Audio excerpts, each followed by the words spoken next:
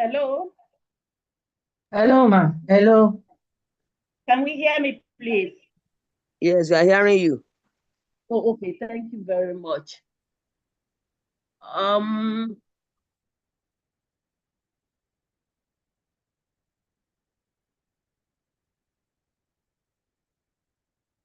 Sorry, please. So I will be doing the introduction shortly, but before the introduction,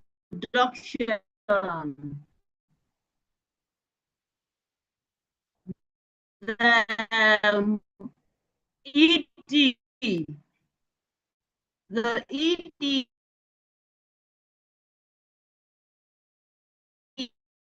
of the Women in Mining Africa, Dr. Comfort Asokoro Ogaji, is supposed to give us a welcome speech.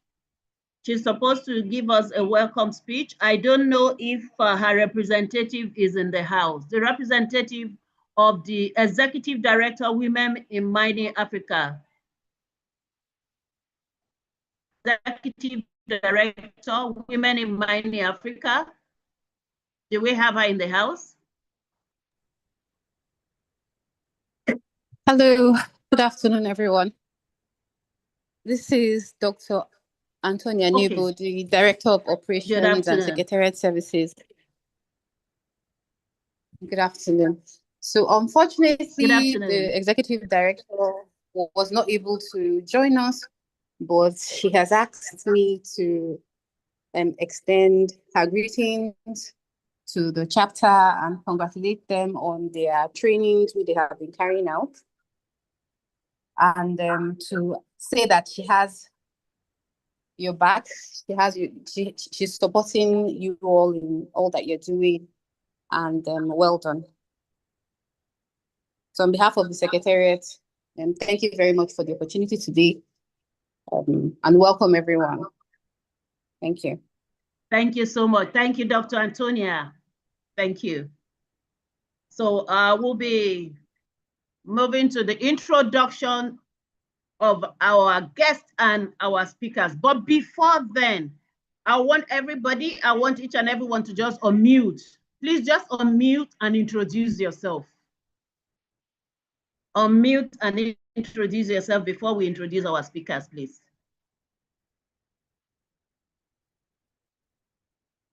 Just unmute and introduce yourself.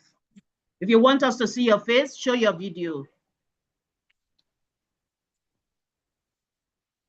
And tell us the country you are joining in from, please.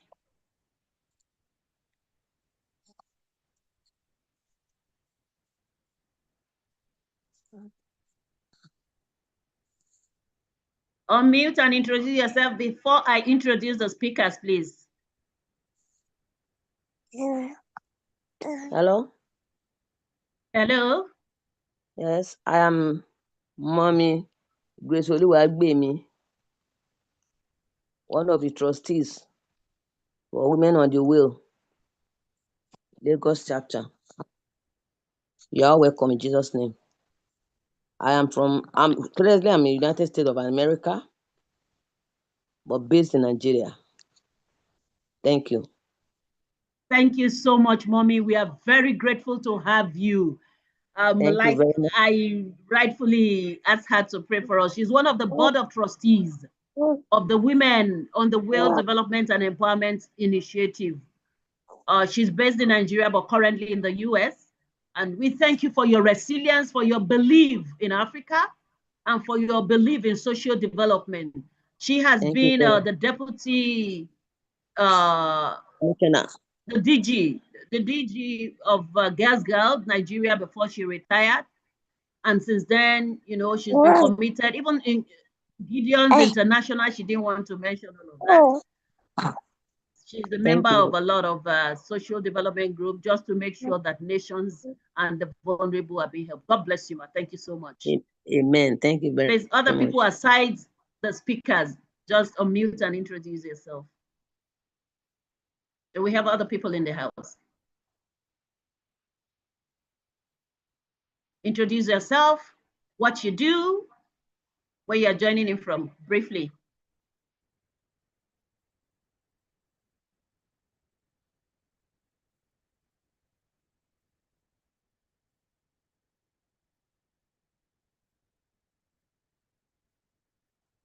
I can see Samira Farouk. Can you introduce yourself, please?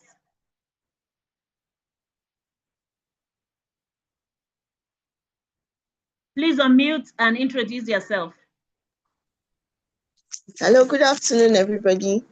Good afternoon. My name is Samira Farouk. I'm calling in from Kano, Nigeria, and I belong to a healthcare foundation, Serendipity Healthcare Foundation, and I am a volunteer here today, wanting to learn more in terms of how I'll be able to create more impact for my women in rural communities, so that they will have, they will enhance their livelihood and their lifestyle. And so that's why I'm here today. Thank you. Wow. Interest. Thank you so much. Thank you very much. You're welcome from Kano, Nigeria. Thank you. And she's really ready to learn and see how she can impact women in the rural areas. You're in the right meeting. Thank you so much. And we hope that the next one you're going to bring so many more people. You know, we are targeting at least 1,000 people, 5,000 from Africa. Thank you. Thank you too. Thank you. Okay, Dr. Kizito, am I right? Dr. Kizito, can you introduce yourself? Kizito O, Dan.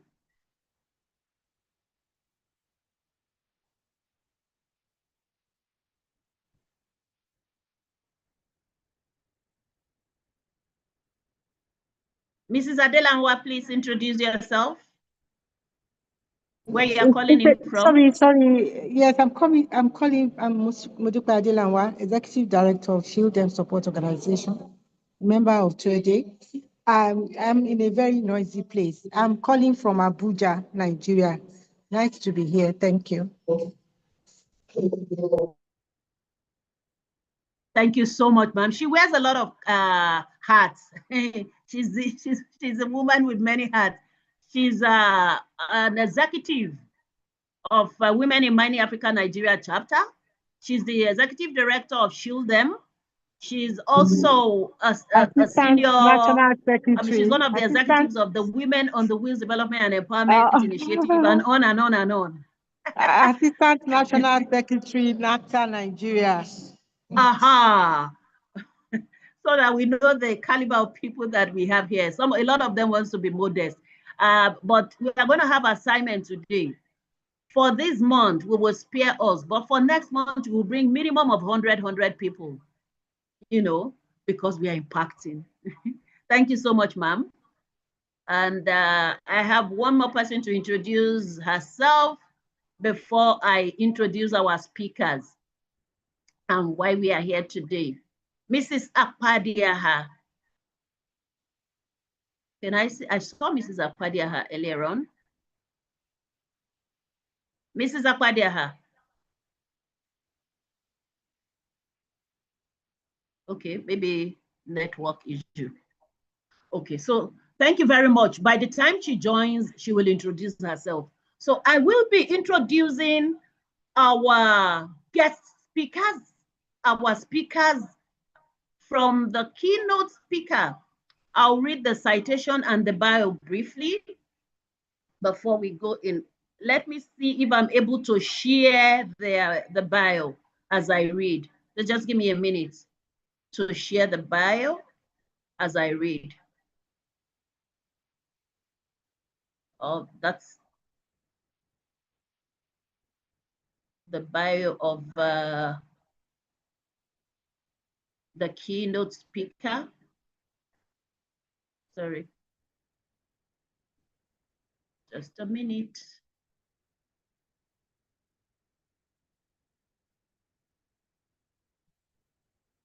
The keynote speaker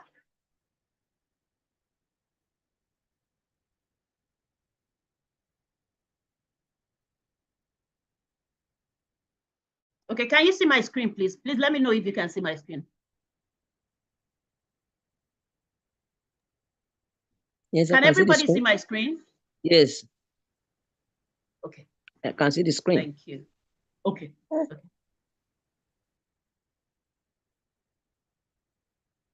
Sorry. Okay, so if you can see my screen, I'll be reading the bio of the keynote speaker. We have Dr. Oreiton Adigun, HCIB, FCIA, FIMC. Educational background: Bachelor of Agric Economics, First Class Division, Master of Science in Economics, PhD, PhD in Financial Economics, alumnus of the London School of Economics, alumnus of Lagos Business School. He has attended many trainings, seminars, and conferences within and outside Nigeria. Now, work experience.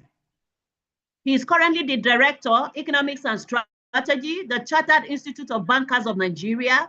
So you see that who we have here, we need about 5,000 participants to hear what he has to say.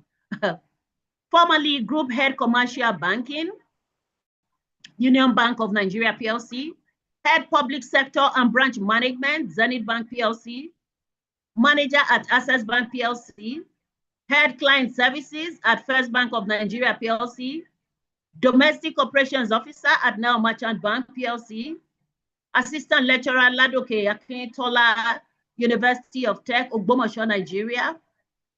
Dr. Oreiton Adigun has delivered papers at numerous universities on diverse topics.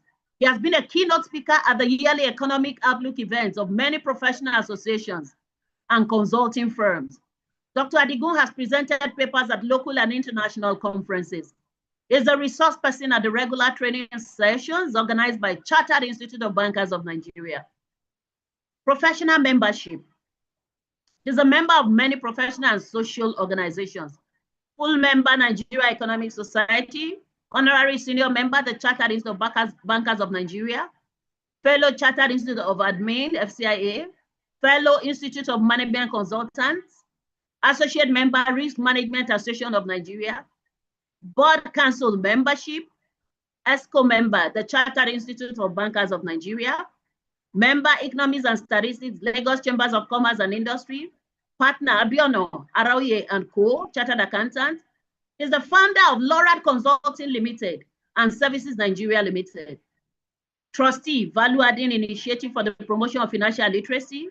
Trustee, Grassroots Leading Initiatives. Board member, VAM Concept Limited and VAM Consulting. Please, can we put our digital hands up for Dr. Oreiton Adigun, a man of global repute, please. Let's put our digital hands, please. Let's have our digital hands, please. Our digital hands for the keynote speaker of this event. Yes, that's Dr. Oreiton Adigun. Digital hands, digital hands. It deserves better. So those of us that are here to be impacted, I'm sure that we will be over-impacted. Thank you so much. So please, welcome on board the keynote speaker. Over to you, sir. And he is a board of advisory, the Women on the Wheels, a board of advisory member, the Women on the Wheels Development and Empowerment Initiative. Thank you, sir. You have the floor. Good afternoon, Dr. Mrs. I thank everybody on the call. I don't know if I can share my slide from here. Okay, you can share. You can share, but if you want me to share, I can share. I can share from here if you want, sir. Let me share so that I can. How many minutes do I have, ma? 20 minutes, sir. Hello, ma. Can you hear me? Yes, sir. You can share from your end if you want, sir. Okay. Like I said, like how many minutes do I have, ma? 20, sir. 20 minutes. Okay. Thank you very much. I don't know if we can see my slide. Yes, sir. From here. Can others see? Okay. Okay, thank you so much, Dr. Mrs. I hope I'm going to be pardoned if I turn protocol upside down. Okay, distinguished members, ladies and gentlemen, I appreciate everybody on the call, and I'm delighted to facilitate this session today. It's a thing of joy to be among the gender, and maybe I should, on the lighter note, I would have also, if you look at my name is unisex, maybe I would have also been a woman, but God in His infinite mercy said, okay, you come as a man. So I appreciate all the leaders for this invitation and for organizing this event. Within the 20 minutes that I have, I will quickly go through this outline, and from there, some recommendations will be made, and I believe one or two persons today will go away with something that is going to be meaningful and add value to what we do. We know, we know that women led about 43% of MSMEs, and that data is from the PwC, which shows that women are of great importance. And for the women in mining and the transport, let me take mining for instance. The solid minerals, we know that is an area the government of Nigeria is trying to focus on, and currently it contributes less than 2% of total output of what we generate in the country. And Nigeria is one of the countries that is resource-led. When we say resource-led, these are the countries that are rich in resources, and they depend on resources to generate their income. A similar country like ours is South Africa, but the contribution of mining to their total product is 8%, and while Nigeria is less than 2%. Another country is Botswana. You see, the contribution of mining to their economy is like 25%. Another country is Austria. Another one is Chile. If we look at all these countries that have resources like Nigeria, that have mining potential like Nigeria, the mining is tapped, and they encourage people in that sector, and the utmost, eventually you see the contribution of that mining to the economic sector. Nigeria, we have a lot of the potential in mining is so vast and so much untapped opportunities there. If you look at transport again, efficient transport, without an efficient transport system, mining cannot be successful. You cannot derive maximum value from your mining, because you need haulage, distribution, and a whole lot like that. What is the contribution of transport sector to the economy? It's also very small. So if we also try to bring back the role of women and the contribution, and what are the things that are impeding women from getting so much for their business, the first we can think about is barrier to finance. How many of our women have access to get money to scale their business? They have limited access to it. In some places, it will be cultural. It will be cultural constraint that is not making women to have access to money. In some places, it could be collateral. Our banks, if you want to collect even 100,000, you need to get something to back it up, something to say that if this money does not come, what is the bank, or what are the banks going to lay their hands on? And there are a lot of opportunities, a whole lot. And that is why most people go, they patronize our fintechs. the digital finance outfits. Unfortunately, interest on the money you get from those fintechs can be killing. So women contribute so much to mining, although the margin could be very small, and finance that can catalyze this is not so much. So there is a need for us to move from where we are to another scale, to another level. And in a very short time, I will take us to what is going to benefit us in the area of finance.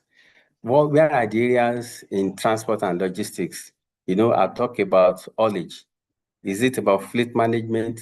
It could also be where several miners are operating in the area of warehousing. Some are, their own is just the fleet ownership, which is the transport part of it. So there are so many. If we may decide to break the participation of people into other subsectors in this mining and transport. In any case, where are people getting money? There are people that have capacity to scale, to do more than what they are doing. But access to money is the issue. Where are we getting money currently? Where do we get to finance our mining and transport? The first source is our traditional banks.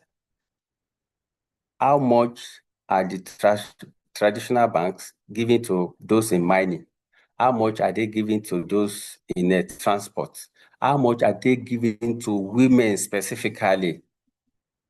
But women that even have access, are they getting enough? If you even have, if there is enough for you to take, are you even taking them? They are not taking them because any money you collect, you want to pay back. And you want to pay back, the minimum interest rate any bank can give you as of today is close to about 30%. Meaning that if you apply to a bank that you need a facility of 10 million naira, at the end of the year, you will pay 3 million interest at the minimum. Together with the 10 million that you have taken, that means you will pay 13 million. When you pay this 13 million, your profit, is it up to 3 million from the 10 million naira business that you have done? Invariably, banks are taking, the interest rate from banks could be a limiting factor. Yes, you may have access to that money, but you may not want to take it, because if you take this money, the first thing is, how do I pay back? And you would not want to work for the bank to, to profit, because you're also doing this business to make money from it. If you don't go to the traditional banks, how many of us patronize the development banks? The development banks are banks like Bank of Industry, Infrastructure Bank, and maybe Bank of Agriculture. I'm sure they do a little for the miners. How many of us are patronizing them? How many of us are taking advantage of their single digit interest to do their business? I don't know if I'm audible. Hello? Very well, sir. Very well, sir. Okay, thank you so much. So currently I'm talking about the sources of finance, sources through which you can get money to scale your business. The most common one now is the digital lending platform, the fintechs, the money ponds, the OPay, the carbon, and the rest of them. But as you are getting this money, are you also paying particular interest, attention to how much you are paying back? Are you? So you need to be you need to pay particular attention to how much you are paying back. Again, there are other people that have come together in form of cooperatives. That is the easiest, but unfortunately, what is the limit you can take from this source? So there are so many of these sources, but there are limitations to people. There are limitations as to how to get the money to enhance what you do in your business.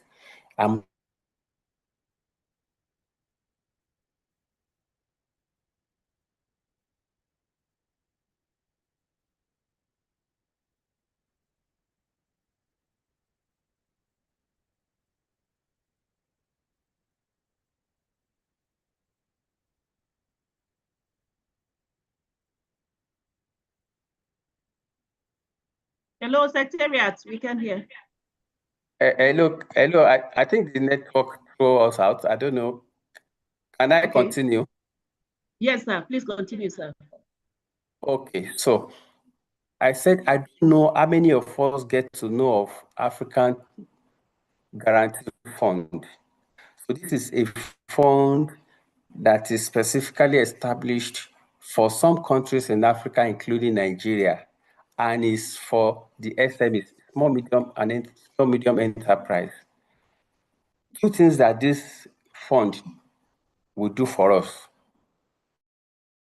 If you have facility from a bank and they are talking about guarantee, this fund, this institution can stand as a guarantor.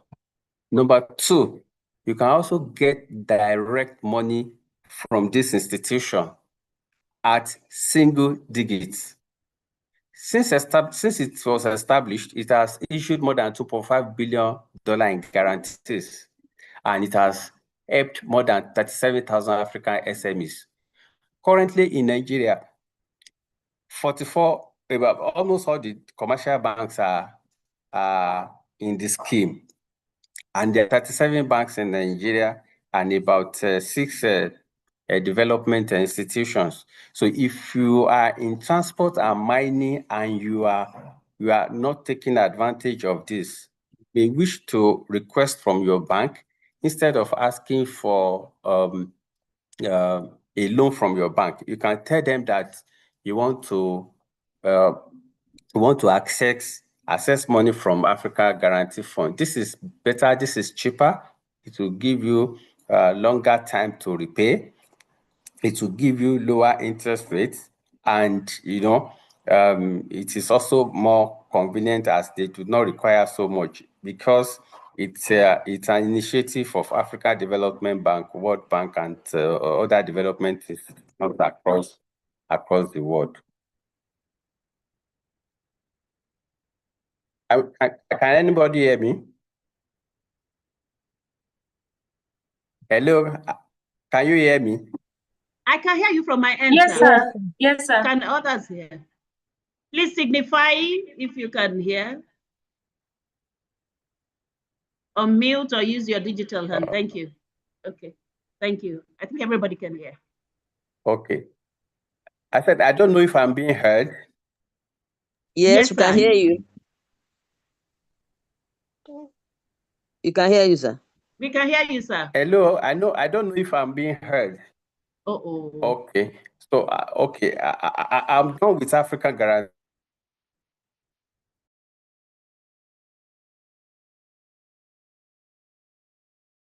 You can hear you. Go ahead, sir. I think he has been bounced out again. Okay, he's back. Wow, and this is a very, very wonderful one we are hearing. Hello, sir.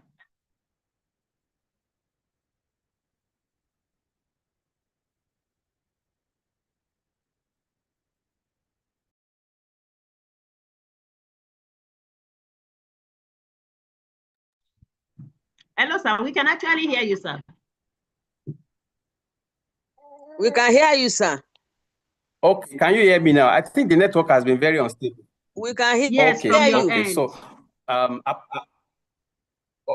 okay, so apart from Africa Guarantee Fund, it is also advisable we explore the opportunity from the African Development Bank, because they have a specific product for women, That is affirmative finance for action women in Africa. This is an opportunity. This is a product that can assist women in mining and transport, and it's also a single digit, and it's also for a longer period of time.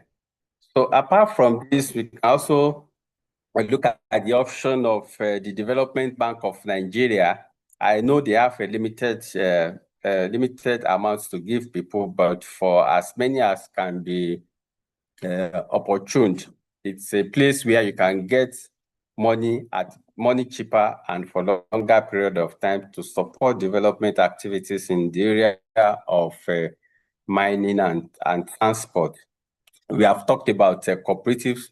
We have talked about asking for specific things from your bank when you need money to scale your business.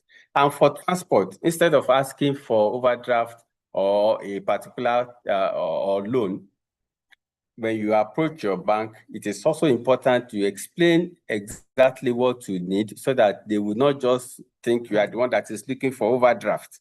So if you are in transport business, for instance, you can do a lot of fleet lease, receivable discounting, and depending on what you are doing, the bankers will package it such that they give you the required loan. One thing I want to say here is that you know that as at the end of March 2026, many of our banks, they've recapitalized, meaning that they have more money to give out in form of facility to customers. But the unfortunate thing is that we don't know whether what we call sectoral allocation for mining, we don't know whether the sectoral allocation for mining will go up. But in any case, if Bank A has 10 million naira or 10 billion as facility for mining before now, we expect that the money would have gone up. I just said I should also bring us to speed in this area. In 2025, total banks in Nigeria, the 37 banks that we have, money they gave out to government and to public sector, to government and private sector is about 110 trillion. Out of this 110 trillion, private sector got 75 trillion. And government, they got 34 trillion. So of this 75 trillion that was given to private sector, that is the sector in which mining and transport belong. How much was given to mining? How much was given to transport? Less than 1% was given to the miners.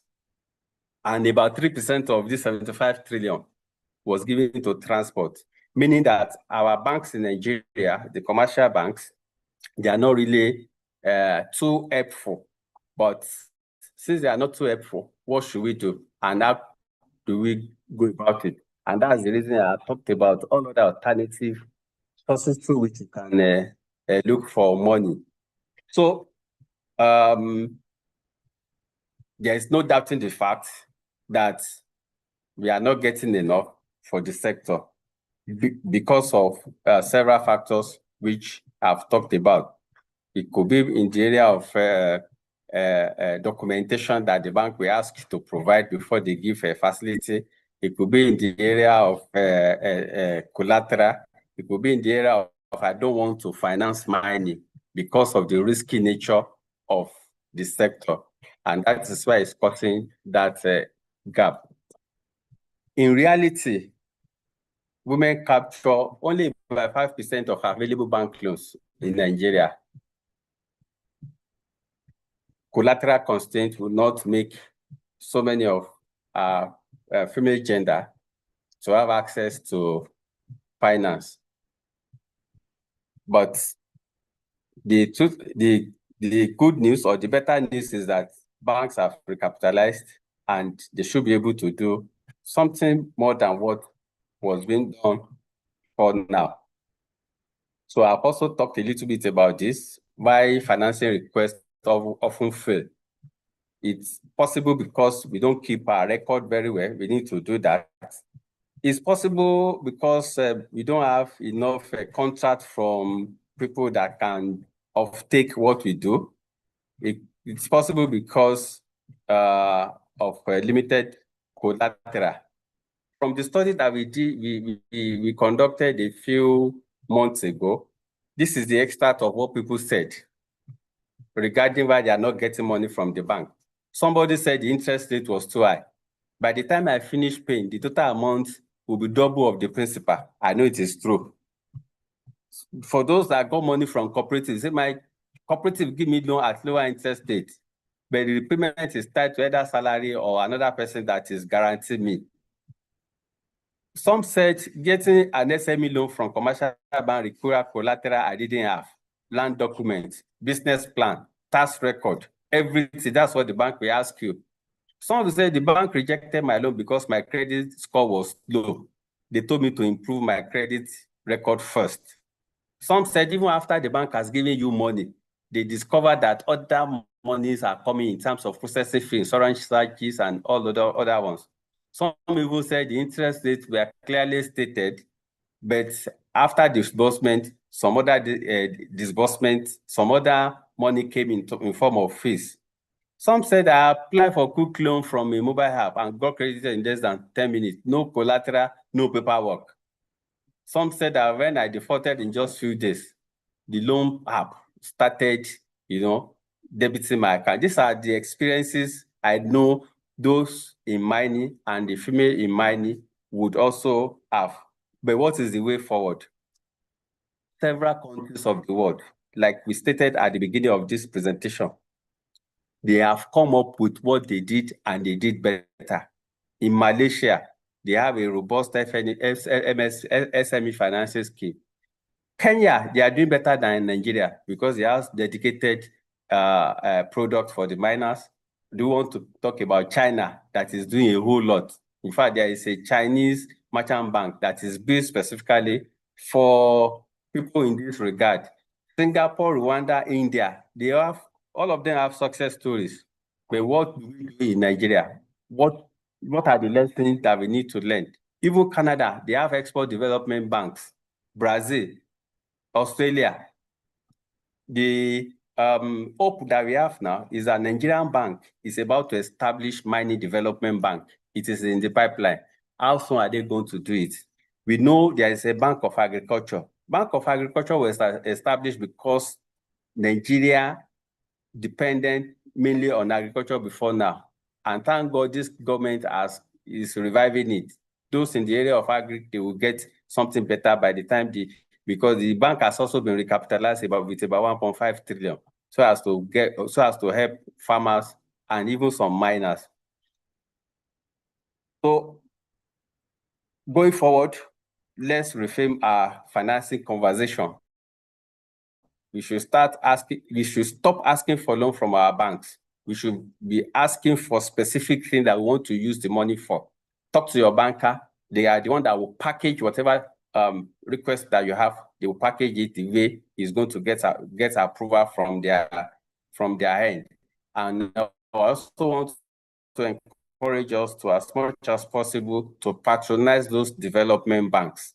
Bank of Industry, Bank of Agri, Africa Guarantee Fund, Africa Development Bank products, and a lot of other products that come. We want to appreciate women in mining for this program, because through this advocacy, and if some of the recommendations from this advocacy can be given wider publicity, one way or the other, it might get to those that are concerned, and they can improve on financing model for women in mining and agriculture. We also hope that our judiciary, our lawmakers, they will give accelerated hearing to National Mining Development Bank that is going to be established, about to be established specifically for those in mining. And when it is established, you can get facilities from this bank at single digits and at a longer tenure. So I hope it will get to those concerned. And finally, women-led mining and transport, they are not marginal actors. They are growth enablers. And whether we like it or not, access to finance is achievable where documentation is strong. I also want to encourage us, for those of us that are not keeping enough records of our businesses, this is the time to do it. Especially now that we have new tax reform in Nigeria. You know, if you don't document your activities, you may be forced, you may be harassed by the tax office. Governance should be feasible, and cash flow.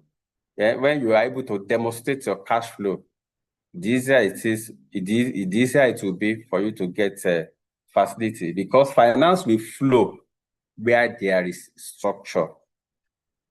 Thank you very much for the short period of time. Unfortunately, the network did not make the thing to go as smooth as I wanted it to be. Thank you for the opportunity. I said I should rush it in the space of 20 minutes that was given to me. Thank you for listening. God bless you. Wow, wow, wow, wow. Thank you so much, sir.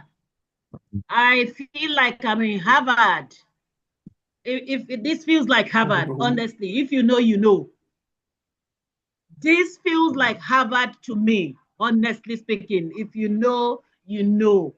And I want to say thank you on behalf of every one of us, to say thank you very much, sir. Thank you so much, sir. So at this time, I know I know by the grace of God, the result you will be seeing from this webinar, sir, you will be impressed. Before the end of this year, amen, we will refer back to this seminar. At least I can guarantee for the tripartite organizations, for TWOWDEI, the Women on the Wheels Development and Empowerment Initiative, for WiM-Africa, for CSIR. Thank you so much, sir. Please, let's give our digital hands again, or unmute and say thank you, sir. Please do whatever, just unmute, say thank you, sir. Use your digital hands. Let's appreciate. Thank you, sir. God bless you.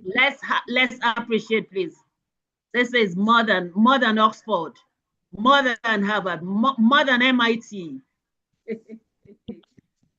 Thank you so much, sir. So at this time, we'll give room for questions. We want our keynote speaker to respond to questions. Raise your digital hand if you have a question, please. Or you type into the chat box, whichever you prefer. Questions? We decided to, okay, I can see Dr. Aderemi Akwatira. Oh, beautiful. Doctor, please unmute and ask your question. Dr. Akwatira. Yes, a very good afternoon, distinguished participants. And thank you for that incisive presentation despite the time frame. I wanted to ask, for the Africa Guarantee Fund, is it a facility giving body?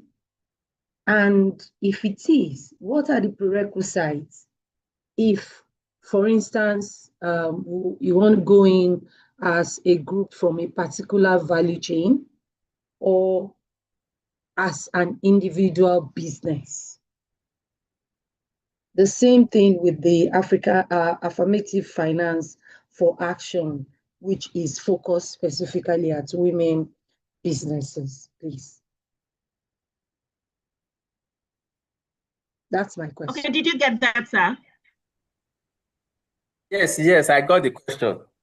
Okay, sir. Over to you, sir.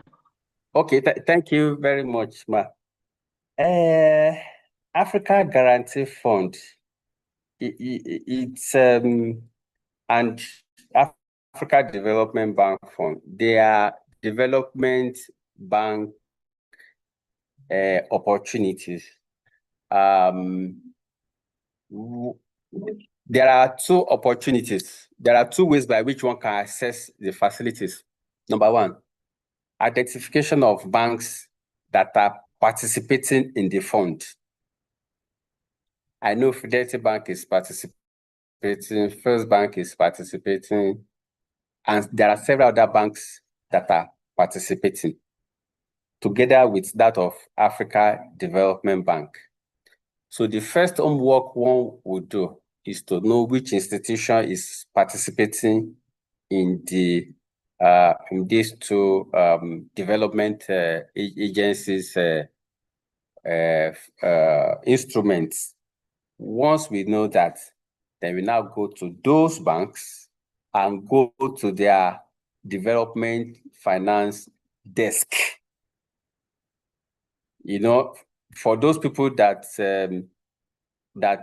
access Bank of Agric facility, you go directly to the Bank of Agric. For those who access money from Bank of Industry, you go to the Bank of Industry. But Bank of Industry may not give you money directly, but they have to give you money through your bank. But if you want to get the money through your bank, you have to ask your account officer, I want to get Bank of Industry facility. You ask your account officer in any bank that you operate that you want to get the facility for African Guarantee Fund. I want to get a facility that is related to that of Africa Development Bank. If the account officer seems not knowledgeable, you can ask the superior, the branch manager. If the branch manager does not have that information, because it's not all of them that are knowledgeable enough to know that their banks are participating in those, ask them to contact their head office that you know for sure that you can get it from there. So you can get it either as an individual, you can also get it as a group. Thank you very much. Okay, thank you, sir. So, Dr. Patira, are you satisfied? Absolutely, yes, I am. Okay, do you have another question? No, I'm good. Okay, that's wonderful, sir. Because there was a time that I told my account officer about a particular scheme. She didn't even know. So it took her to go and search and, you know, before she now said, oh, it is true. You know, so some of them don't actually know. Thank you so much, sir. Thank you very much, sir. Do we have other questions, please? This is an opportunity. Maybe the next time we are calling our BOA, we'll be asking us to pay dollars. we'll pay dollars to hear this that we are hearing free of charge. Any other question, concern? Okay, so we are very, very grateful, sir. This content is very rich, overly rich, and we know that you will see results very soon by the grace of God. Thank you so much, sir. We'll be bringing forward our second speaker. She just finished asking a question in person of Dr. Aderebe Apatira, and I'm going to read her bio briefly before she comes up. Permit me to share her bio. Permit me to share just a second. I'm going to share her bio with us. Sorry. So while I share her bio with us, can you, if you have a question, if you have a concern, Gen Z, Gen Z is in the house. I expect a lot of questions from you. Gen Z is in the house. Can you ask your questions or raise your concerns or feedbacks now? It's not just about the women.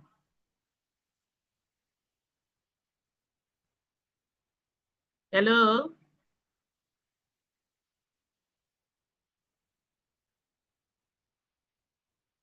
Do we have our Gen Zs in the house? While I read Dr. Patira's bio.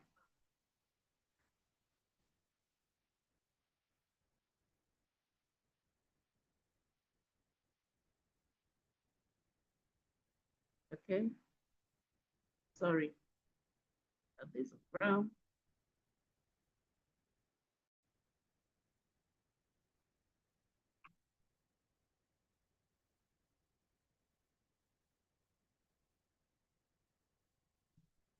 Can we see my screen, please?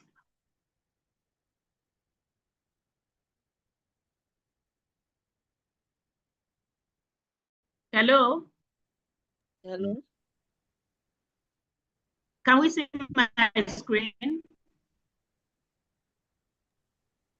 We can see the screen. Yes, Yes. can see the screen. Okay, because if you don't respond, I won't.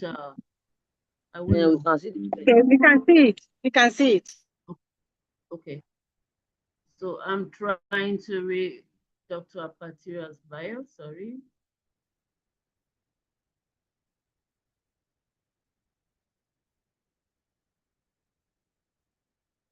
Oh, okay. Dr. Ojuolakpe. Dr. Adeyemi. Yes, ma'am. Good evening, ma'am. Okay, good evening, please. Are you ready with your slide? Or Esther, Sister Esther Kimoshire? I'm ready with my slides, ma. You don't. I know you're ready, ma. You're ready, ma, but I'd like to read your bio first.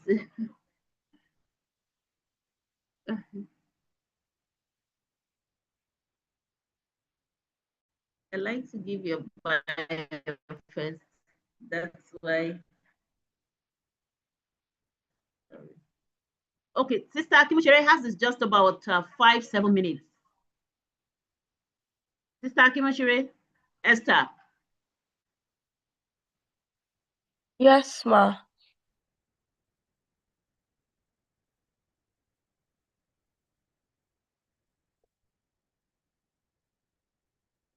Yes, ma, I'm ready, ma.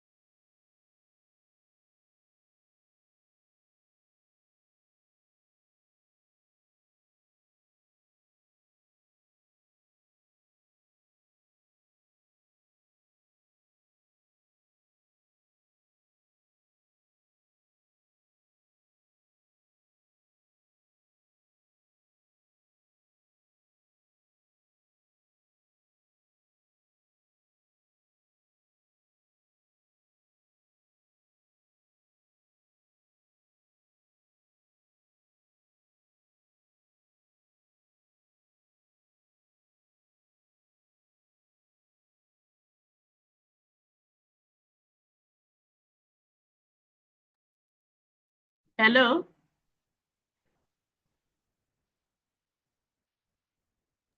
Hello, ma.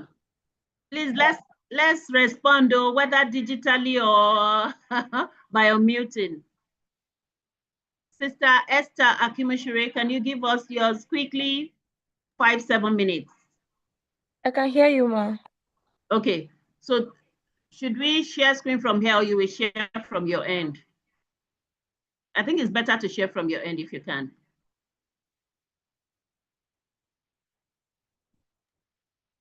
Okay.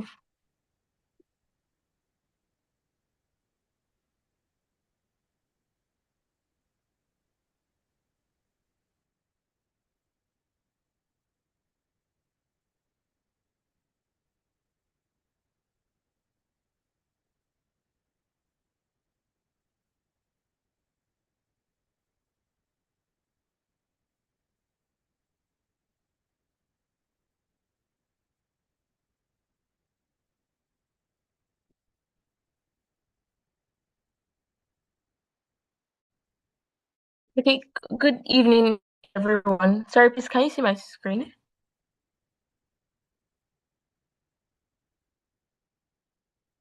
Good evening. Yes, I'm not sure you I can see the screen. Ah, okay. I'm not seeing from here. Maybe it's my. Oh. Okay, but everyone else can see. They can hear you. I can see it. Oh, people can see. Okay, please. Others can see, please. I can't see your screen yet, though. Okay. Some of us cannot see, some can see.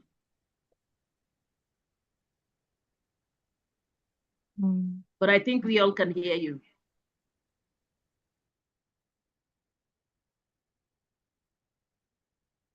Okay, so I should just go ahead. Yes, please. Yes. Good evening, everyone. I'll be talking about giving a short presentation on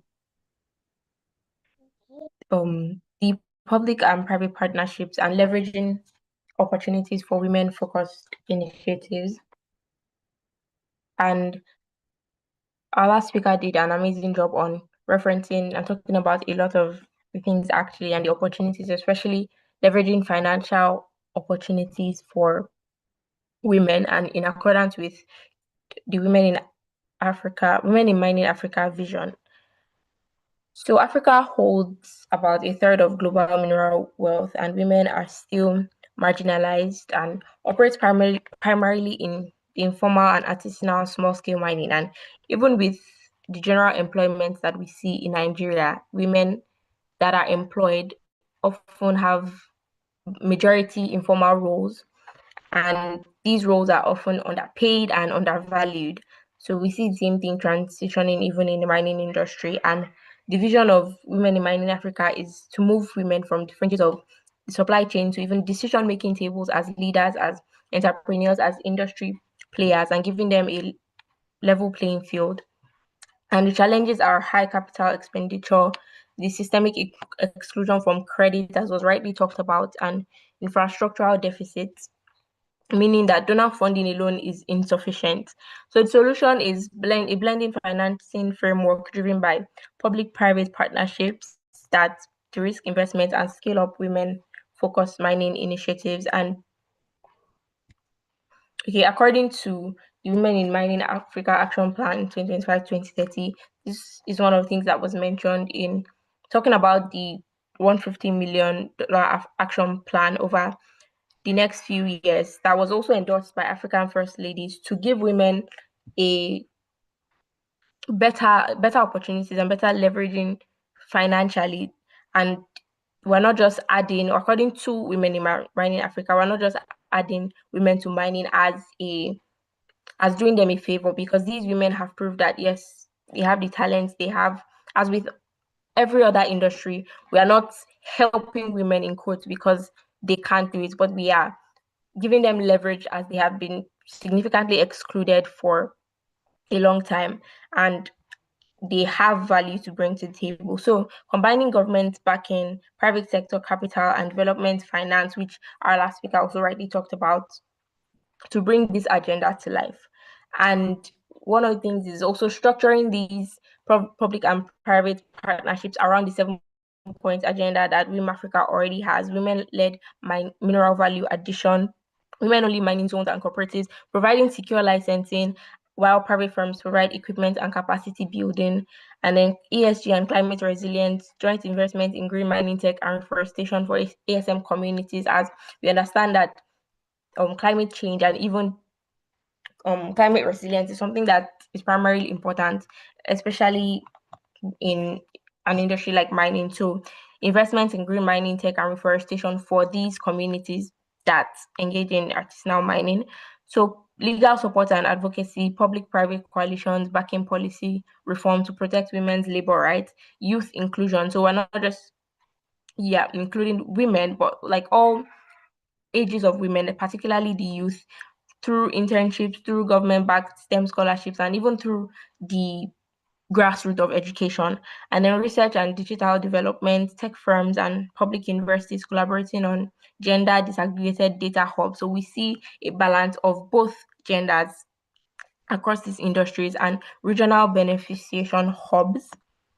So the PPPs in action. Women in Mining Africa, actually mapped out specific mineral beneficiation hubs that are prime for private investment and public and private investment. So we have Nigeria. We understand that Nigeria is a largely resource-rich country. We have the lithium and gemstone processing centers in Nasarawa State. We have Sierra Leone, rich in gold and diamond formalization initiatives. We have Botswana with diamonds and gemstones, and we have the DRC, Democratic Republic of Congo, with cobalt and copper.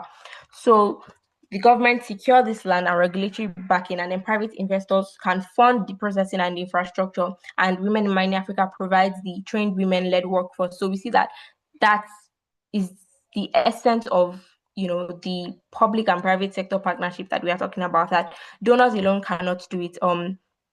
Private donors, private infrastructures, private companies alone cannot do it, and the government alone. So these partnerships, when we have both the public and the private sector coming together, it would make leveraging opportunities for women easier, in quotes.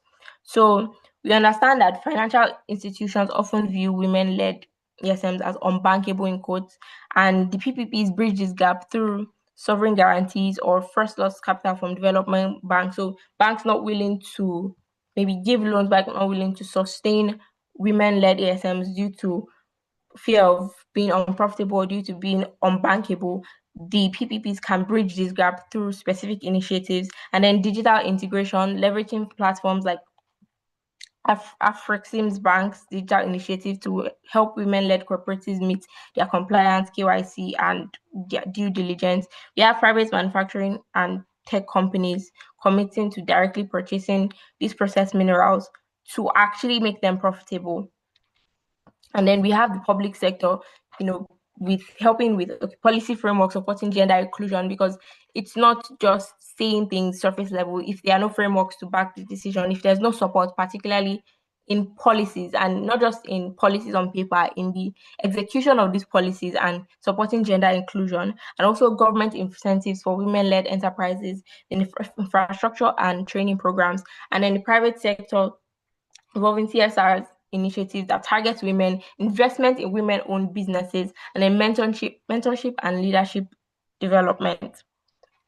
So we also have elevating mining host communities, because a lot of times the host communities where these minings are predominantly taking place often bear the brunt of environmental degradation, and women and children are left to bear the brunt of this environmental and social degradation. So investing back into the host communities and heavily, investing and impacting these host communities through corporate social investments, building climate resilient infrastructure, like we said, in host communities, because many of them have their basic social amenities kind of thwarted because of these activities that are happening. Funding multi-use facilities that provide healthcare, technical training, and childcare for female miners, as we understand that a lot of these women still have to take care of their homes, still have to balance a lot of things, and helping them sort of ease that burden, even with providing healthcare and childcare, would go a long way. And then eradicating child labor, as we see in Africa particularly, child labor is something that is still predominant and should not be so, even especially in the mining industry. So eradicating child labor by providing funded educational alternatives and sustainable family livelihood. So for the government, we talked about licensing policies for women cooperatives, offering tax incentives for corporations that can partner with Women in Mining Africa, and then enforcing gender quotas in mining concession. So these are not just things on paper, these are things that we are executing to make this gender gap, to close the gender gap. And then for the private sector, we are engaging in technology transfer, provide offtake guarantees, and investing directly in Women in Mining Africa's regional beneficiation laboratories. And then for the development financial institutions, provide necessary blended financial and technical assistance to make these women-focused mining projects globally bankable. So we are not just, in quotes, helping women by saying, okay, yes, we want women in mining, yes, we want these gender gap to close, but we are actually implementing sustainable practices and implementing policies that would help to close this gender gap, and that will help to elevate women, and that would help to close that gender gap in totality. So Women in Mining Africa is acting as a catalyst for change, and we are building inclusive partnerships for sustainable growth, empowering women and transforming mining. Thank you.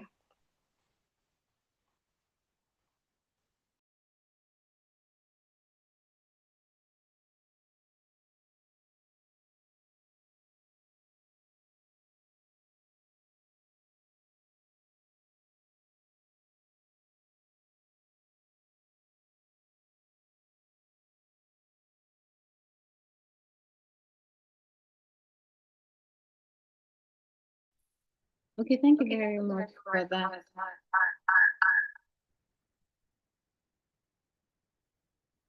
Miss Esther. I think we're just waiting a few minutes. I think maybe Dr. Akim Sure had a bit of internet challenge, so she's trying to reconnect. Yes, exactly. I just got logged out, and I'm back now. All right, welcome. Thank you so much. Thank you very much, Sister Esther Akimushere. Sorry, was he internet challenge as well?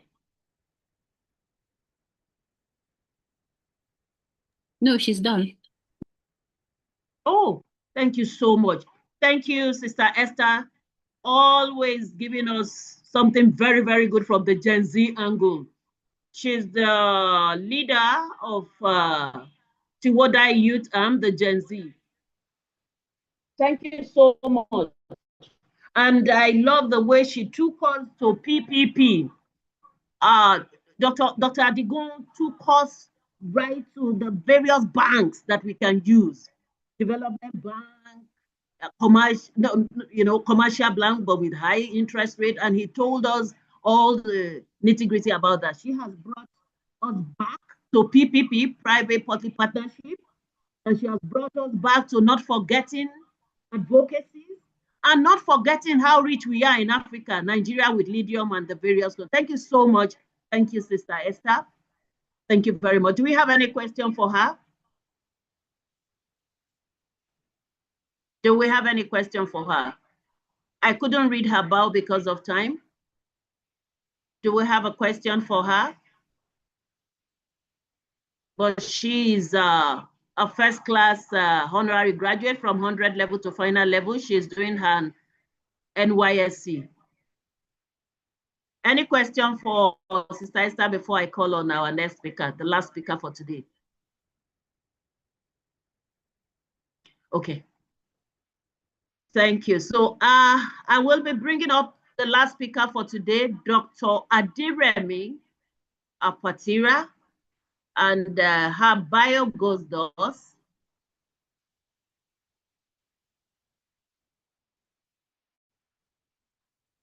Sorry.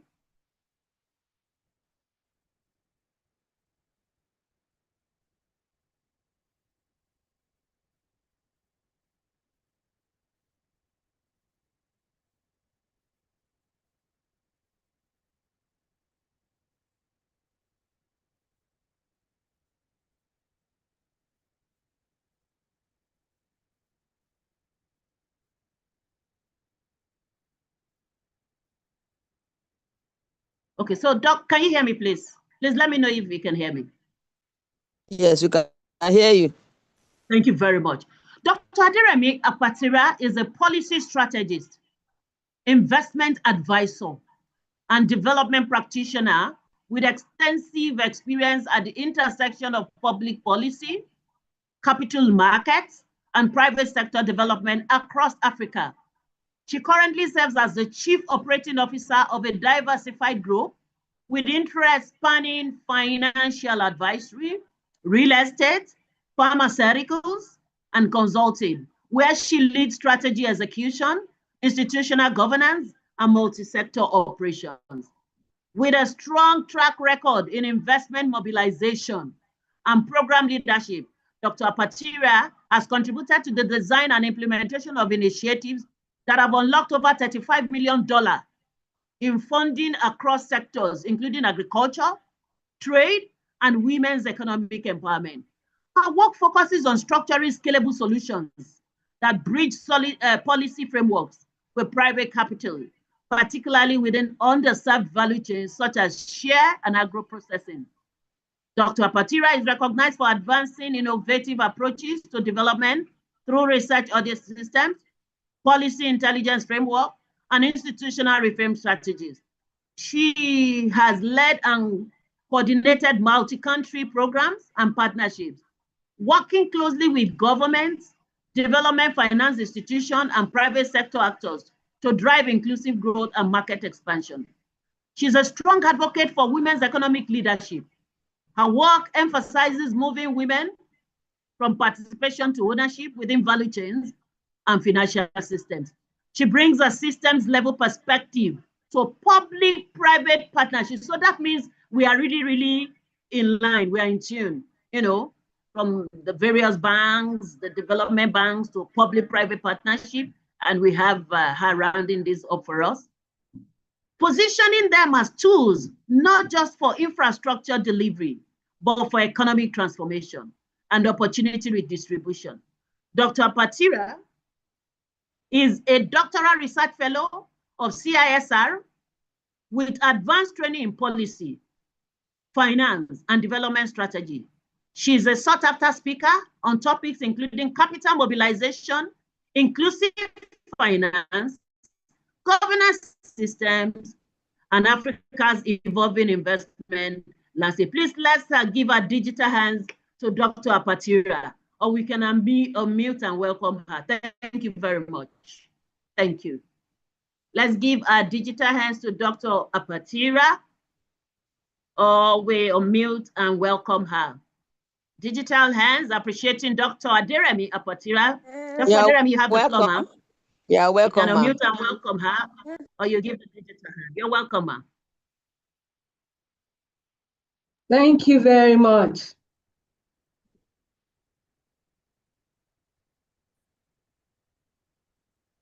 Can you please make me co-host so I can share my slide?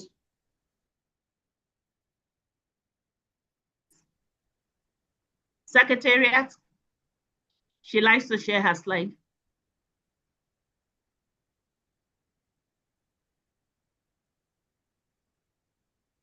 Okay, I can do that really. There. Okay, good. You can share now, ma. All right.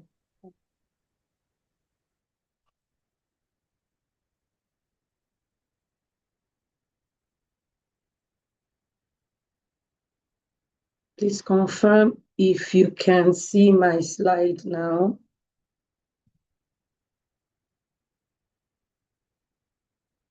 Can you see my slide? Yes, you can see it. Okay. All right. Thank you very much. A very good evening. And thank you for having me this evening. I like the fact that we had the new generation take the first shot at this, talking about public-private partnership for this very high capital-intensive sector and how we can leverage the opportunities for women-focused initiative. Yes, I'll be zeroing in on the mining sector, but I would be talking generally where women are concerned in the economic value chain. We're not just going to talk about minor tweaks to inclusion policies, because we are looking at inclusion where I'm standing from, but we are here for a system redesign. And I look at policy through a systems lens to understand why in a sector as lucrative as mining and logistics, women remain structurally excluded from the leadership and capital required to scale. Now, to contextualize this, I looked at it from the diagram you can see on your screen. Now, the context here is Across Africa, women are the backbone of the informal economy, including artisanal and small-scale mining. Yet, they are structurally constrained.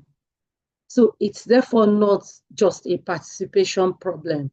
It is a systems designs problem from my point of view.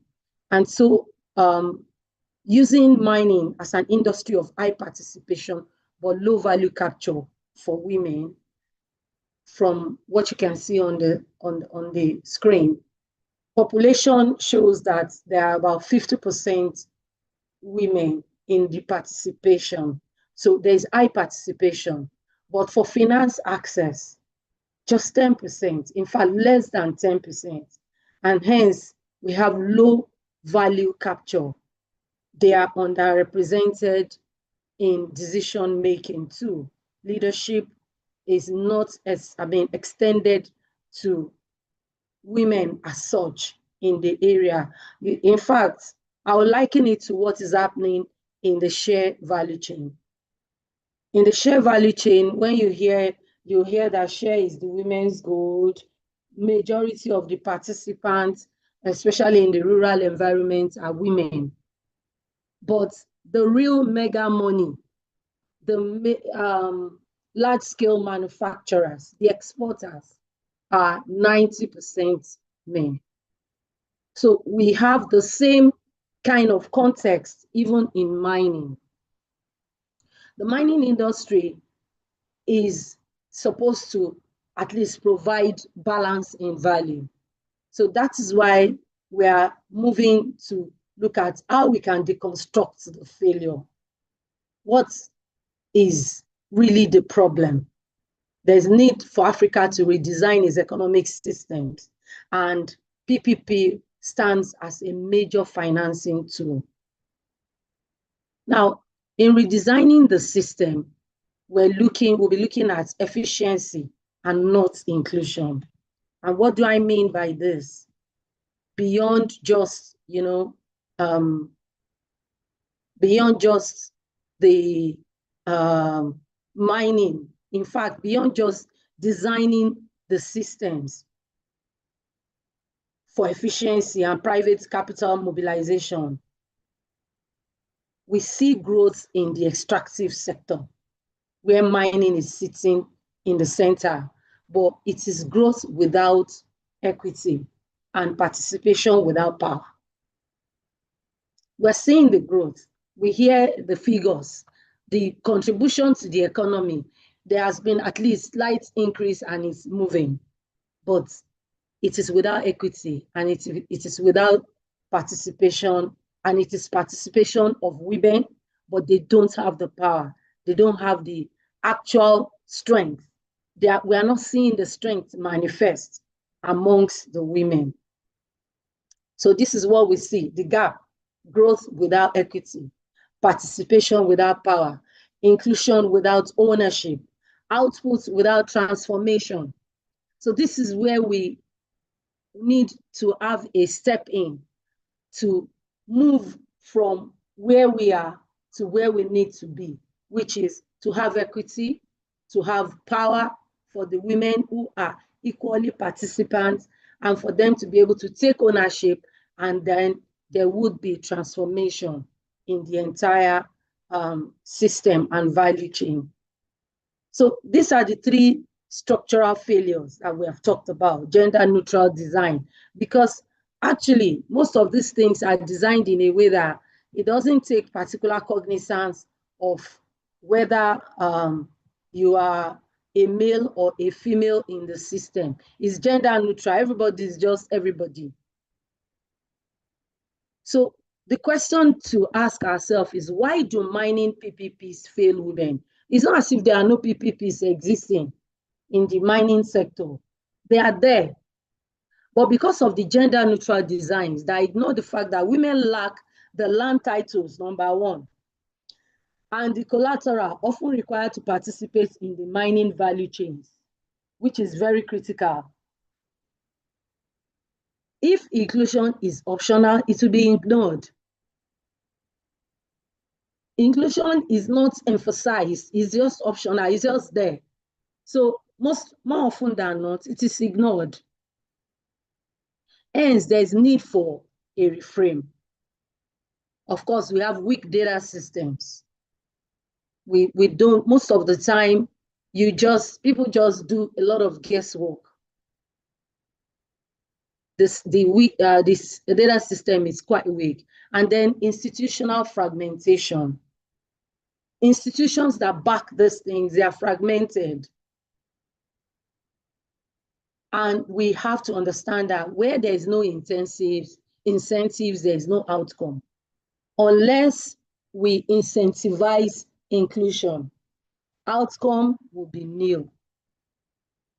Where there's no link to inclusion, no financial link to inclusion, no enforcement mechanisms, then we are setting up any form of ownership pathways to come to nil. Now, this is the scorecard. This is where we are on the left. And this is where we will end up if we actually take proper cognizance of what we're supposed to do. Before, it is infrastructure. And by this, I mean that, right now, in fact, this before is actually still going on right now. We must move from delivering mining assets to redistributing opportunities. We are not just improving the mining models, we are redesigning its purpose to shape who benefits and who leads. So I'm proposing a model which I call gender responsive PPP. And what does this gender responsive PPP do, or what would it be set up to do? Like I said, to redistribute opportunity, to not just build assets, to not just deliver service, but to reshape participation. So this is the snapshot of GRPPP. So that in the design of the entire value chain, in the design of redesigning, which is what we are doing now, there must be embedded in it gender. Gender must be embedded, or else it won't achieve much. The signature idea is that it embeds gender right from the very beginning into the project design, into the financing, and the performance systems of the mining sector. That's the idea. And this is, I can say, it's going to be innovative, but all will be aligned together. The design, the finance, the performance. So it's all aligned together. At the same time, it is linked to incentives. So incentivizing is going to be very key in enabling the PPP, GRPPP. So I'm looking at about 3 innovations. Number 1, embed gender in performance metrics. Every mining agreement should include quotas for women-owned businesses in the value chain or in the supply chain, and leadership benchmarks tied to financial penalties. What gets rewarded gets done. And what you don't get done, you get penalized for. So incentivizing and penalties. The second innovation I'm putting forward is impact bonds. Gender impact bonds. We move gender initiatives in mining from a CSR obligation to an ROI-driven investable opportunity, where payment is based on verified inclusion outcomes. You don't get paid unless we have that verified inclusion outcomes. It has to go from what it used to be to something more serious. The third innovation is the value chain shifts. That is the value chain transformation itself. We must move from raw women from raw artisanal production into the real processing, aggregation, and ownership. We want women not just working on the mines or at the mines, but to also own value. So we are at the real nexus of ensuring that these women move from what it used to be. That's a snapshot of the innovation 2, gender impact bonds. And the third one, moving women from raw production to processing to ownership and to export. So like we are right now, they are in the low value roles. They are the ones that carry the pan. They are the ones that get armed and injured, and yet they don't get much for their efforts. So we want to move them upscale to full value chain presence. And data will be very, very critical for all of this. No data, like I said, then there cannot be any transformation. If there's no data, we are just talking. So for this purpose, this is my expertise, and that is why I'm here to talk. We must institutionalize research audits, research and the audit of it, pre-project diagnostics that identify gender gaps in mining pipelines before a single stone is turned, so that policy would evolve with evidence, not assumptions. Accountability and institutional reform too is very, very critical, because accountability is the driver. Gender compliance must be embedded in PPP law and mining regulations. Sorry, I'll rush through the remaining part of it. So for smarter decisions, better outcomes, there must be data-driven policy making. And this is a clarion call. Then there must be strategic partnership. The private sector responds to incentives, so we must provide clarity. Meanwhile, development finance institutions, like have been mentioned, and that was why I raised that question that I asked, they must shift from funding isolated projects to shaping inclusive mineral markets. As I move into the final part of this presentation, where do we act? In a sector or in many sectors dominated by women in terms of production, but capture minimal value, like the share sector, like the artisanal mining sector. This GRPPP approach creates women-owned processing facilities and provides access to export markets, shifting women from labor to leadership. It's time to implement these things, and there must be a roadmap. The pathway is clear: diagnostics, policy design, pilots, and then we scale. So we are at the diagnostic stage. We are finished with the diagnostics. It's time to move into policy design, designing policies that will accommodate this, recommendation, and move it into piloting. Probably pilots with 1 or 2 states in Nigeria, and then we move to scaling. So we focus on execution, not just theory. Sorry, I'm trying to, as much as possible, run through so I can see that we're already at the tail end of it. So finally, key takeaway: inclusion is not enough. To truly advance African women's leadership, we must focus on ownership, control, and power. It's very important. I mean, that they are included, they're already included in the sector. They hold about 50% of the workforce. But do they really have ownership? Do they really have the control? Do they really have the power? So it's time to shift into that space. I'll leave you with this.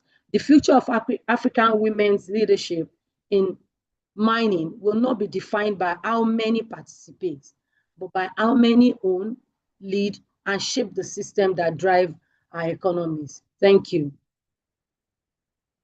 Wow, wow, wow, wow, wow. Please, can we give our digital or physical, just Audio. Thank you to Dr. Aderemi Apatira. Wow, wow. I'm glad I'm here today. And honestly speaking, I think this is not a 10, 20 people webinar, honestly speaking. So before I even give us the summaries, I know we won't exceed 5. Trust us for that. When we say 3, we start 3. When we say 5, we end 5.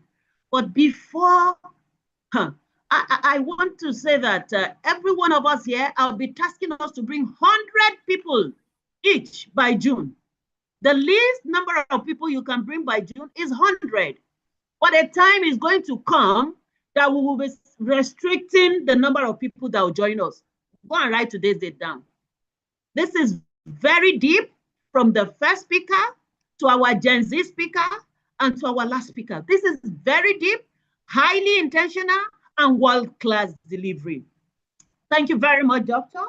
And you know, it's like the second speaker stepped up on what our Honorable Board of Advisory, Dr. Oraiton Adigun, did tell us, an expert economist, at global level. And the second speaker, Sister Esther Akimushire, our honorary and academic award speaker.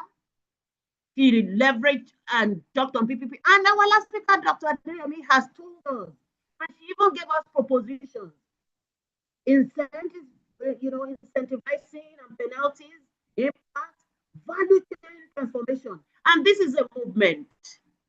And I tell you, I actually invited a very good friend that has a link with the White House. Believe me, this is getting to the White House. And I mean it. When I say it, it's getting there by the grace of God. We are engaging up till White House level. And not only that, I thought somebody would clap. Oh. Not only that, by the grace of God, this is going another level. We are not stopping here. We are not stopping here at all. We are not just gainsaying. We are not just saying here, and we are not wasting time at all. And the 3 institutions, we have said we are committed to this. We will do it by the grace of God. So thank you so much. Thank you very much. And he emphasized the movement from raw artisanal production to real processing. And as they were talking, I kept engaging with some friends who are on the field right now. Some of them are in Plateau State. And the first speaker did mention Nasarawa. He told us so many things, you know. He told us how we can get funding to do all this advocacy, to put the policies in place, to support artisanal mining, to take artisanal mining from where it is to structured mining. Not that we allow some residual colonization take completely in the name of ignorance. We shouldn't be ignorant anymore. We shouldn't be ignorant anymore. Thank you so much to our speakers. Thank you to all the participants. Thank you very much. So at this point, do we have any question? Do we have any question for Dr. Aderemi Apatira? Do we have any question, concern, feedback? Do we have question for Dr. Aderemi? Questions, concerns, feedback?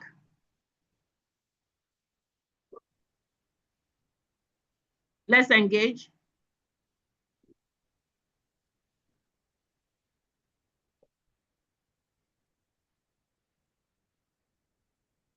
Okay, Dr. Antonia, please unmute and speak.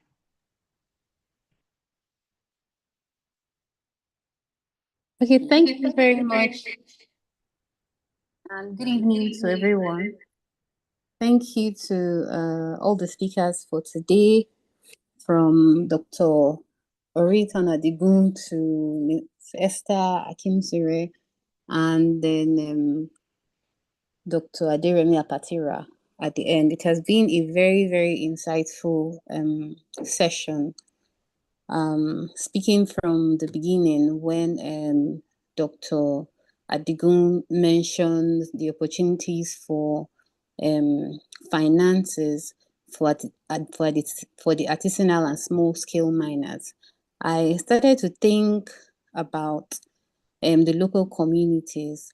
And from the data that I've seen lately on financial inclusion in Nigeria, it's not as if the female miners in the rural areas don't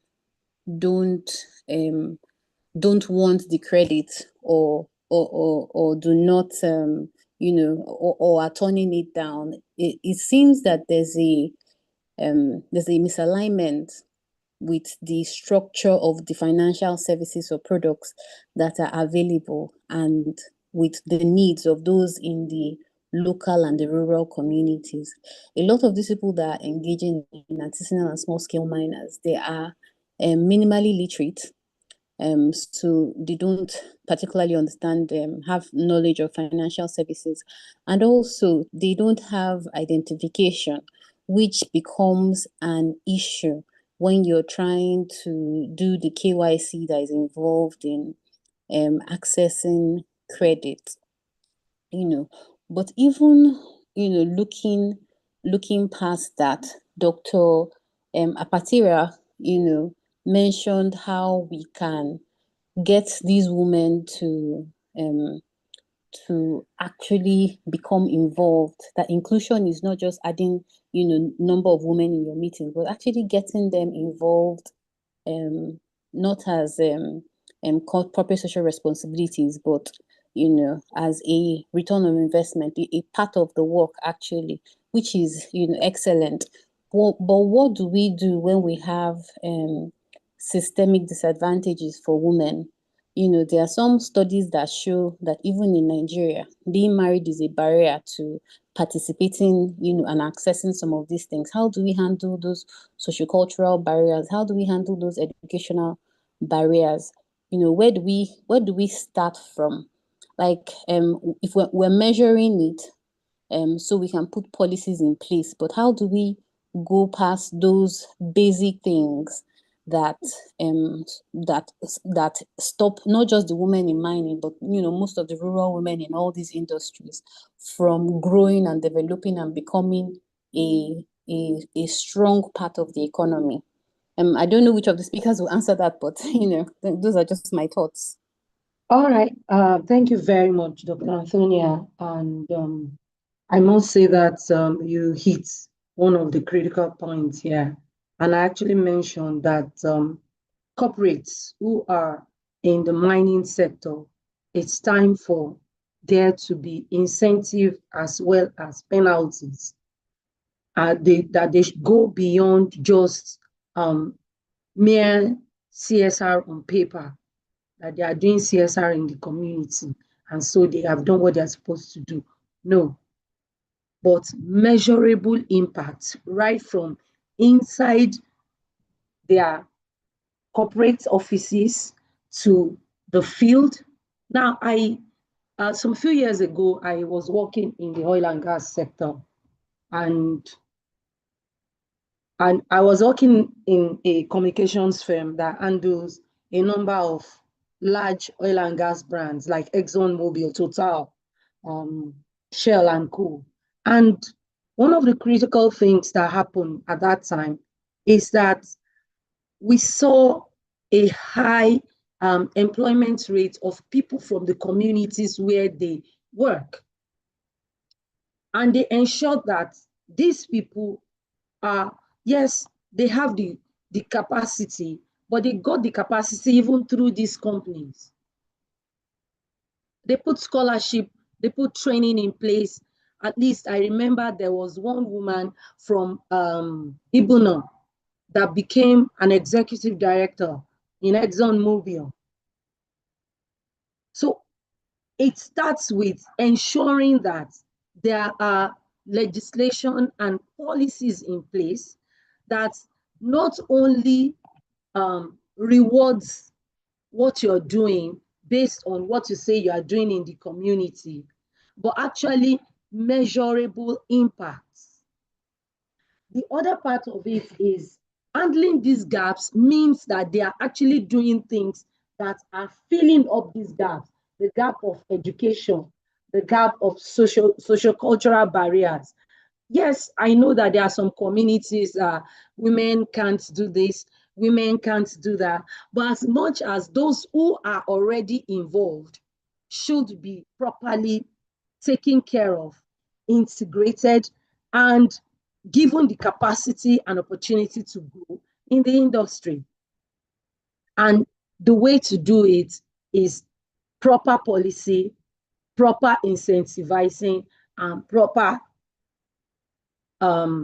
penalizing where there's need to do it. Thank you. Wow, thank you so much, Dr. Apatira.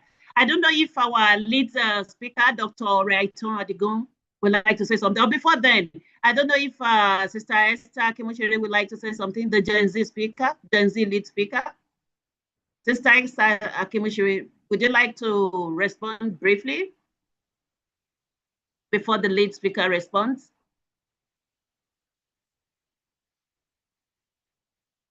Sister Esther, are you there?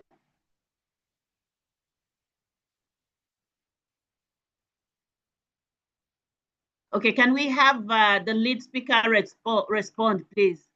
Dr. Oraito Adigun, to the question. Thank you so much, Dr. Apatira. That was wonderful. I'm still going to come back to something she said. Our lead speaker, sir. Okay, thank you very much, Madam. I only heard the response of Dr. Apatira. So by the time the question was raised, my network actually threw me out. It's an African thing. We must get there. So but I like all those responses from Dr. Apatira, although I don't know what the question was all about, but they are apt, okay. They are points that are, that are very useful. Okay, sir.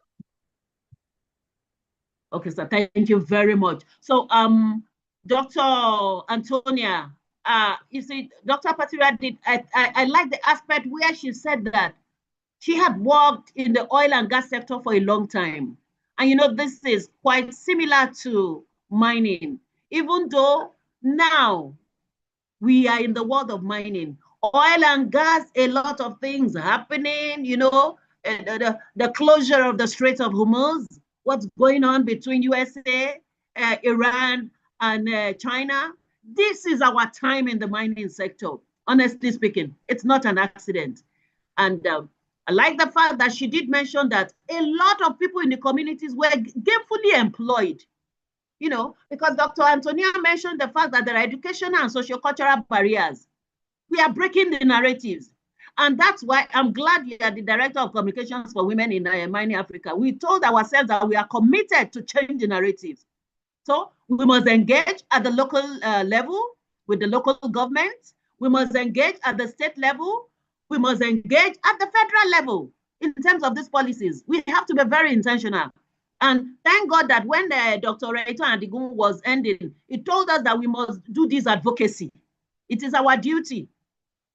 It is the duty of the Women on the Wheels Development and Empowerment Initiative. It is the duty of Corporate Institute of Strategic Research. It is the duty of Women in Mining Africa to engage with these policies at all levels, even regional levels. I told us that we are even going to engage at the White House level. And I mean it by the grace of God. We will, and we will get results very soon. All of us will testify.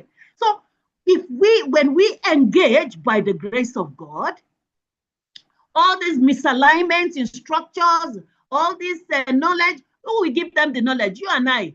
Who will train them? We are the ones that will go and train them. Whether we will use our volunteers there, or we'll have food soldiers if we can't go everywhere. There are 36 states in Nigeria plus FCT. There are 54 countries in Africa. It's you and me. It is all of us that will do this. We are here, and thank you, Madam Sakira. She wants to empower women at the local level. She's the one that wants to step back this training and educate them and let them know what can happen. So it is still our collective responsibility. Thank you very much. I won't talk too much, but we are glad to have. Is there any other question or response before we give our vote of thanks? And to do that, we are privileged to have in the house our ever ready, ever committed chairman, the chairman of the Corporate Institute of Strategic Research, Nigeria chapter, Dr. Ahmed Ikakawada. We have him here to do the vote of thanks and the closing remarks for us. Thank you, sir. Over to you. Our chairman. Yes, thank you, ma. The network is dancing here and there. Thank you very much. Sorry, I couldn't join the program right from the beginning due to some circumstances. I want to appreciate all our speakers for wonderful job. Well, we were men and we're in the midst of women, because the whole struggle here is inclusivity, and that is bringing women into the business of mining. It is important that in our advocacy, women develop interest, because like we hear nationally, 35%, 30%, this percent affirmative action in politics, in this, in technology, in mining, and so on. It is not enough to just carve out or map out figures or percentages. The people we want this thing for must be willing to play their part. Women must struggle, because the world is open now. In fact, there is no restriction. If you go to if you take Nigeria, for example, those of us who have worked around and live all over in all the nooks and crannies of Nigeria, if you go to the east, places like Anambra, women take the lead in education because men are busy with their businesses. And so, in education, we talk of reverse discrimination. Well, up north, we talk of policy in favor of females. If you go to areas like Anambra, even some parts of Akwa Ibom, women are on the lead. So, in our advocacy, as much as possible, let us encourage the women to develop interest, so that the efforts of this of WiM-Africa and WiM-African TWOWDEI will not be in vain. It's a very good outing, and we hope that subsequently the organizations will continue with this sensitization, advocacy, and building a stronger partnership for women participation in mining. Thank you very much, and God bless you all. Thank you so much, sir. Let's appreciate our chairman. Thank you very much. Thank you so much, sir. And thank you, everybody. Thank you to the Board of Trustees, Mama Grace from the United States of America. Thank you to the Secretariat of WiM-Africa. Thank you so much. Always, you're always there. They design all of this, the Director of Communications, always designing all of this. And I think what we'll do now is mobilizing our members from all over Africa to attend. It's not just a Nigeria thing. Thank you so much, everyone. God bless us. Bye-bye. Bye-bye. Love you all. Bye, bye, doctor. Thank you, sir. Dr. Thank you, our chairman. Thank you very much, sir. Thank you very much. Thank you very much. Thank you. Have a good weekend. Thank you, Dr. Patira. Thank you, Sister Esther Genzilita. Madam Shea Butter, well done. Madam Shea Butter, wow. Thank you, Dr. Patira. Thank you so much. Yes. Well thank you, Shakiru. I hope you were blessed. Oh, Mama is showing her face from the US. Mama is there. Mama is there. Mama is shining there. Mama is shining. Mama is shining. It's subsiding. Yeah. Well done, ma. I love her resilience, her commitment. She's one of the Board of Trustees of TWOWDEI, always supporting.